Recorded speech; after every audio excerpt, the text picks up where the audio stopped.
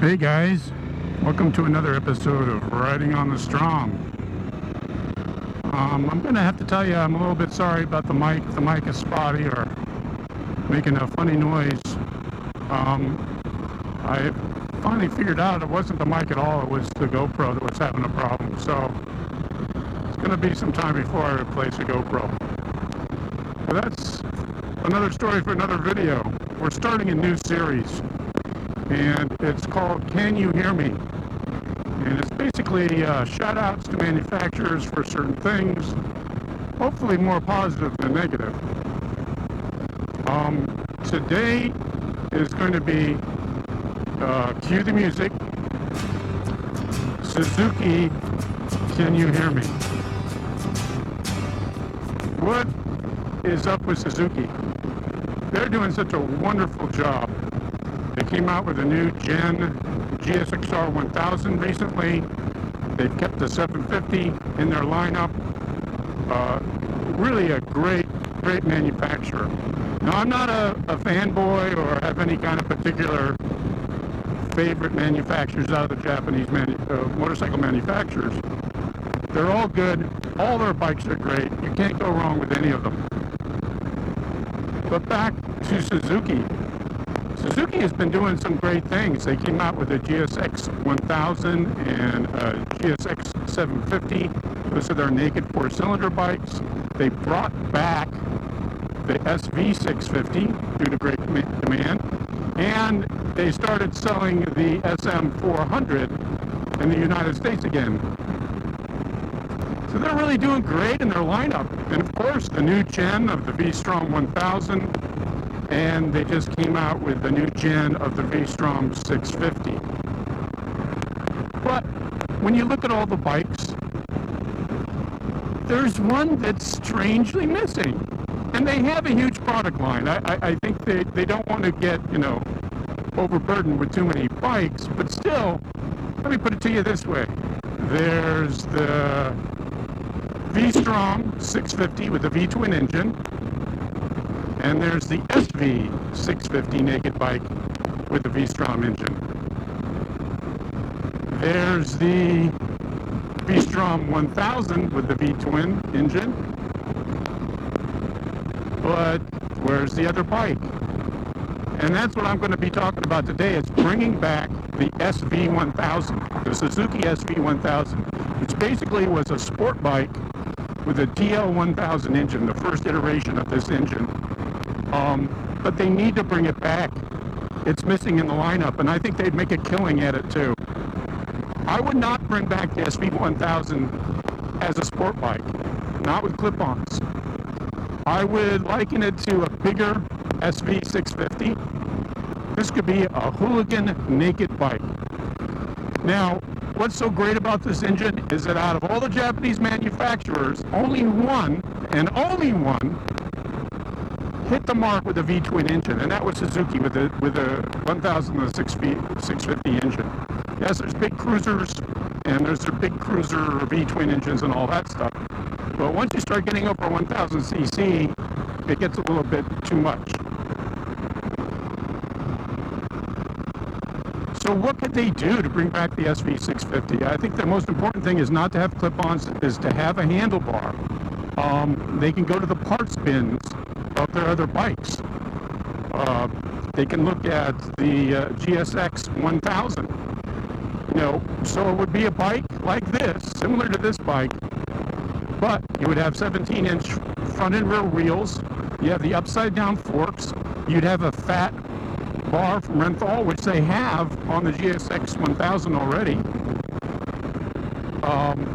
I don't want the frame and the wheelbase to be too short. I feel like a lot of these new bikes now are way too short. You're sitting on top of the forks, the FZ09, and even the GSX 1000 to a certain extent. The other way to look at it, I think if they were thinking about designing it and the engineering of it, is take a V-Strom 1000 and take a Superduke and mate them together, and what would you get? Because they're really missing the boat here. They have this wonderful 1000 cc V-twin engine, and it's only in the V-Strom. So they need to come out with an SV1000 standard bike. The other things that you could do is put Brembos on the front. There's something that they do with all their other bikes. Basically, they have all the parts. So, and one of the things about the older SV1000 that came out in the late 90s and early 2000s was the engine was actually too powerful for the frame. So, but think about it. A hooligan V-Strom. There's a guy in Germany and Austria, and maybe I'll put a clip from his video up here. I'll leave a link in the description, but he actually took a V-Strom and 1000 and stripped it down.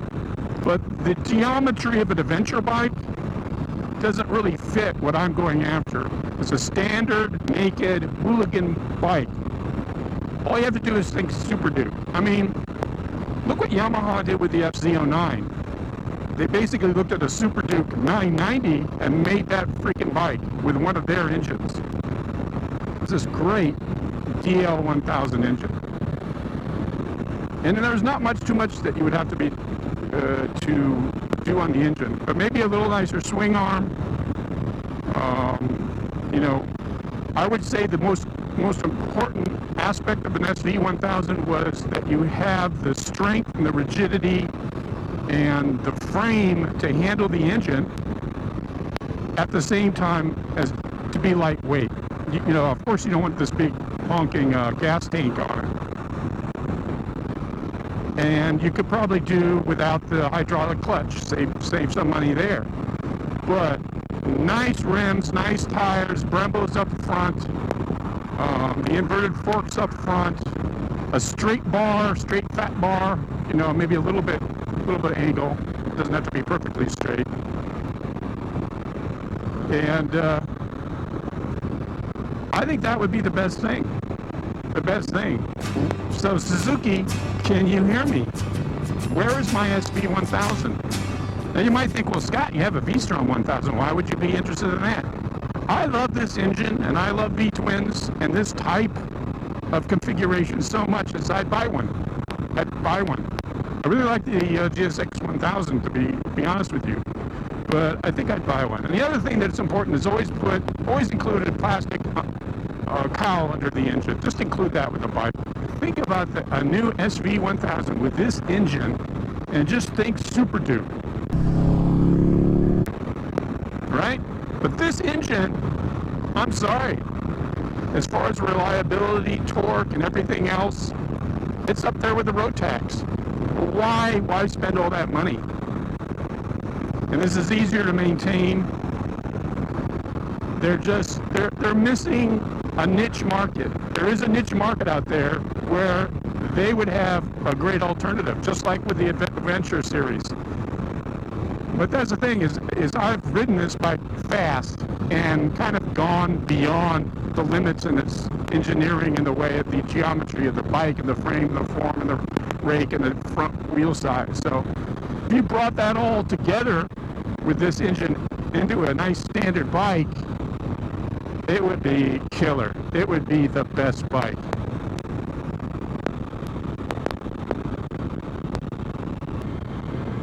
And I will see you in the next one.